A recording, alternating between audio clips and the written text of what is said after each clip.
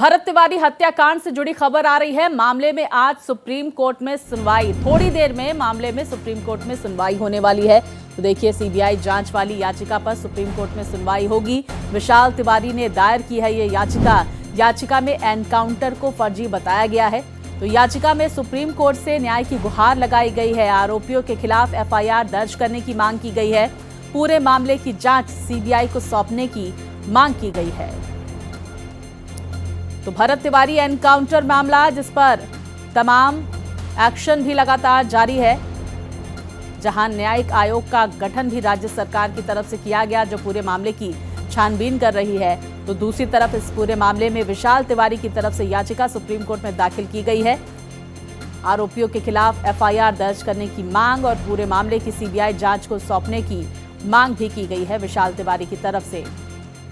तो भरत तिवारी एनकाउंटर मामला, और हमने देखा कि किस तरह से महापंचायत भी आयोजित की गई थी और बकायदा सरकार को अल्टीमेटम दिया गया था। विस्तार से जानकारियों के साथ हमारे सहयोगी आशु और गोपाल हमारे साथ जुड़ गए हैं। सबसे पहले गोपाल, हम आपका रुख कर लेते हैं। लगभग कितने बजे इस पर सुनवाई होने वाली है कोर्ट में, क्या कुछ जानकारी, और कौन कौन पक्ष रखता हुआ नजर आएगा? कौन भरत तिवारी की तरफ से पक्ष रखेगा और कौन अपोजिशन में होगा? क्या जानकारियां इसको लेकर गोपाल?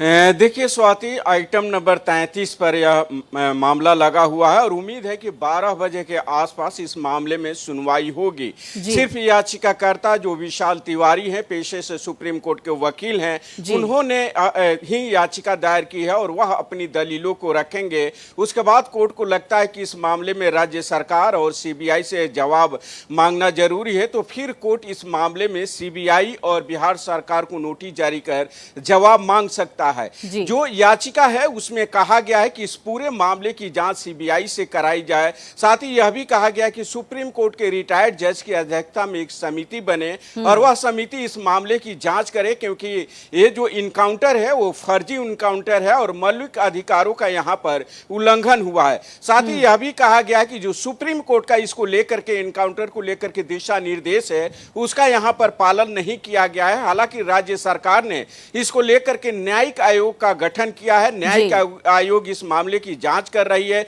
इस मामले में पुलिस वालों के खिलाफ एफआईआर भी दर्ज हो चुका है। जो मांगे की गई है उसमें यह भी है कि पुलिस वालों के खिलाफ एफआईआर दर्ज हो, जो अधिकारी मौजूद हैं उनके खिलाफ भी एफआईआर दर्ज होनी चाहिए। बिल्कुल, अब देखिए सुनवाई के दौरान क्या कुछ तस्वीरें आती है, देखना महत्वपूर्ण होगा। गोपाल बने रहिए, हम आशुतोष का भी रुख कर लेते हैं। आशुतोष, न्यायिक आयोग की जांच कहां तक पहुंची है? लगभग कितने लोगों से पूछताछ हुई है और क्या अपडेट इस पूरे मामले में बिहार से आ रही है?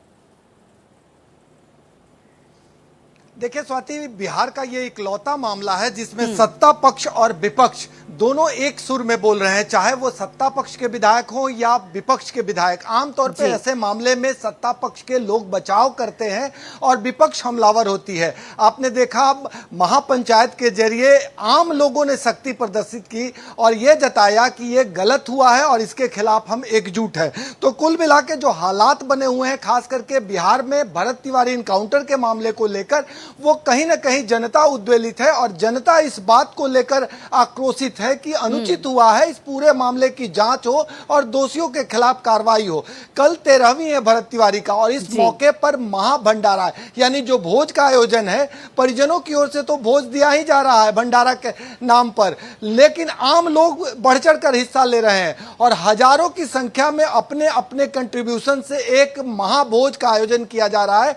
और इस भोज के जरिए आम लोग ये संदेश देने का प्रयास कर रहे हैं कि जब तक भरत तिवारी के परिजनों को न्याय नहीं मिलेगा तब तक जनता इसी अंदाज में उद्वेलित रहेगी।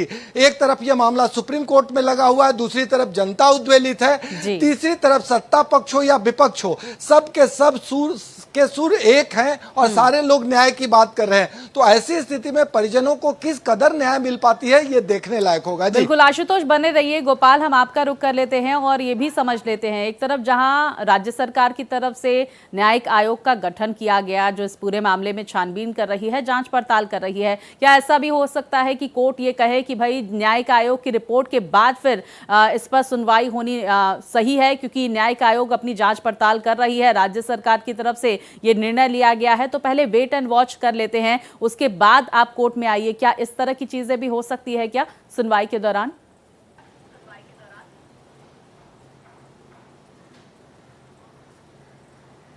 सुप्रीम कोर्ट का दिशा निर्देश है, उस दिशा निर्देश के तहत अगर इस तरीके के कोई एनकाउंटर होता है तो दूसरे थाने की पुलिस मामले की जांच करेगी। जो संबंधित पुलिस वाले हैं उनके खिलाफ एफआईआर दर्ज होगा। जो तीसरा दिशा निर्देश है कि न्यायिक आयोग का गठन किया जाएगा। चौथा जो दिशा निर्देश है कि एनएचआरसी या राज्य जो है मानवाधिकार आयोग को तुरंत इसकी जानकारी देनी होगी। तो ये कई ऐसे दिशा निर्देश हैं जिसका राज्य सरकार द्वारा अभी तक पालन नहीं किया गया है और यही जो है दलीलें कोर्ट में दी जाएगी, जिसके बाद कोर्ट यह तय करेगा कि क्या जो न्यायिक आयोग का गठन किया गया है राज्य सरकार द्वारा उसकी रिपोर्ट को पहले देख लिया जाए, उसके बाद आगे कोई कानूनी कार्रवाई की जाए या फिर जो है इस मामले में सरकार और सीबीआई को नोटिस जारी कर जवाब मांगा जाए। बिल्कुल, देखिए गोपाल, आप सुनवाई पर आप नजर बनाए रखिएगा। फिलहाल जानकारियों के लिए गोपाल और आशुतोष, आप दोनों का बहुत शुक्रिया।